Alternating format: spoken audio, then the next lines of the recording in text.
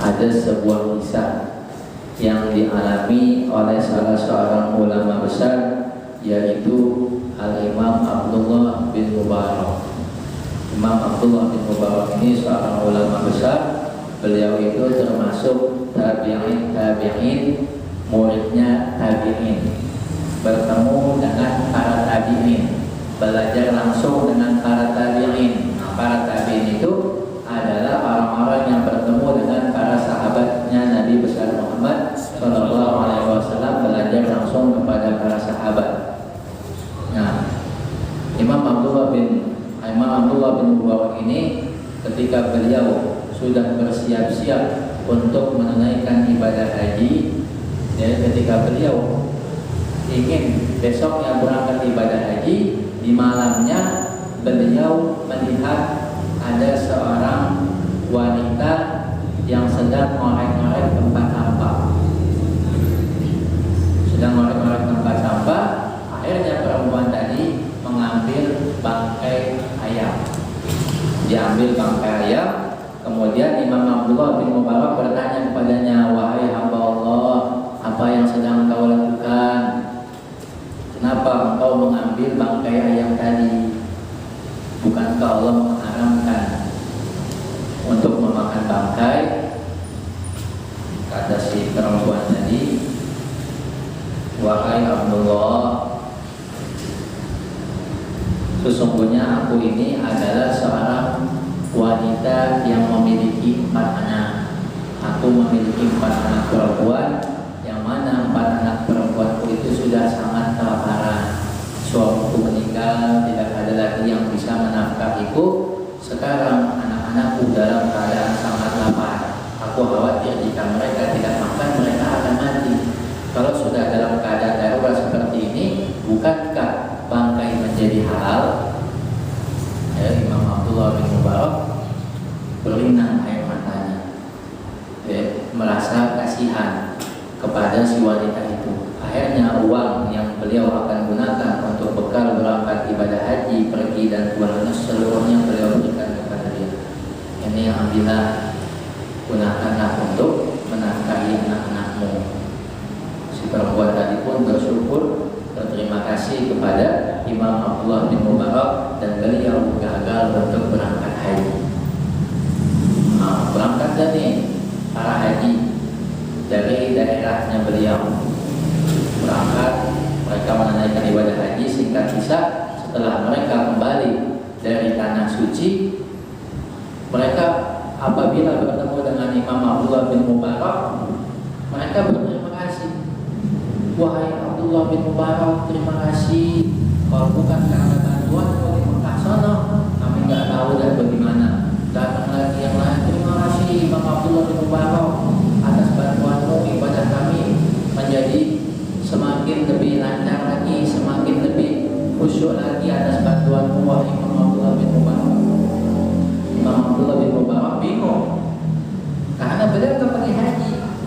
Kok mereka bersaksi bahwasanya mereka bertemu dengan beliau dan dibantu sama beliau saat melaksanakan ibadah haji. Ada yang dikasih minum, mungkin ada yang dikasih makan, ada yang dikasih ilmu sama beliau dalam pelaksanaan ibadah haji tadi.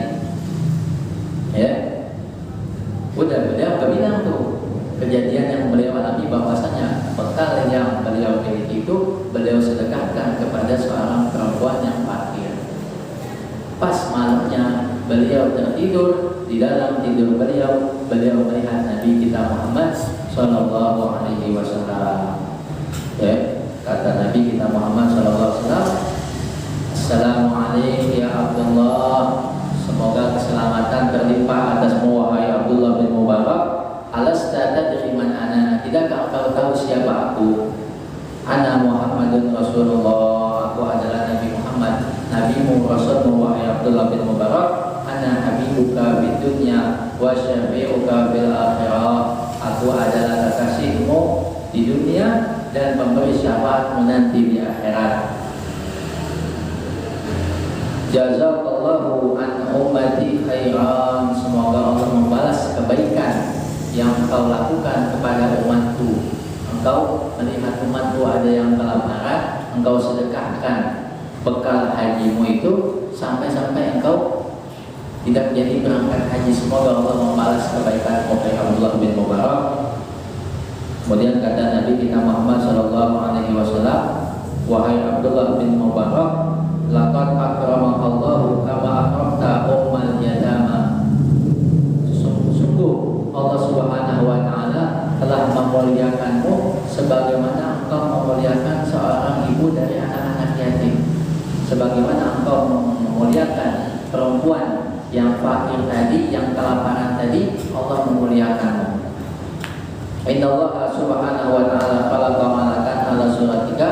Sesungguhnya Allah Subhanahu wa ta'ala menciptakan seorang malaikat atas wujudmu. Allah ciptakan malaikat rupanya dengan rupamu, ya. Yang mana malaikat itu dia berangkat haji bersama orang-orang yang ada di daerahmu, berhaji bersama mereka, membantu mereka di sana.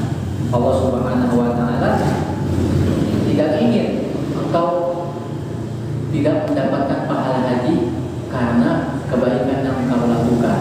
Karena rahmatmu kepada perempuan yang fakir itu, Allah merahmatimu. Sampai-sampai Allah jadikan malaikat dalam wujudmu berhaji menggantikanmu. Allah berikan untuk setiap ibadah haji yang haji tahun itu satu pahala haji, tapi untukmu wahai Abdullah bin Mubarak Allah berikan 70 pahala haji. Yaitu semua karena rahmatmu kepada si perempuan fakir tadi. Nah, maka biar punya rahmat kepada sesama makhluknya Allah Subhanahu wa ta'ala. Sayangi sesama makhluknya Allah Subhanahu wa ta'ala. Jangan saling membenci, jangan saling hasad, jangan saling mendengki.